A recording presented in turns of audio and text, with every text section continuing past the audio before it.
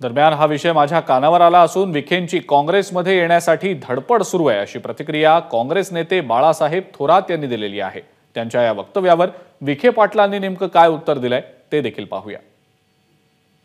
मला असं थोडं कानावर आलं होतं की पुन्हा आता काँग्रेस करता धडपड सुरू झाली असं, कारण त्यांना एक आहे, त्यांचं वैशिष्ट्य आहे की कोणाची सत्ता येणार हे त्यांना सर्वांपेक्षा लवकर कळतं। माझ्याकरता काही धोक्याची घंटा ती नाही, मला विचारल्याशिवाय काही होणार नाही।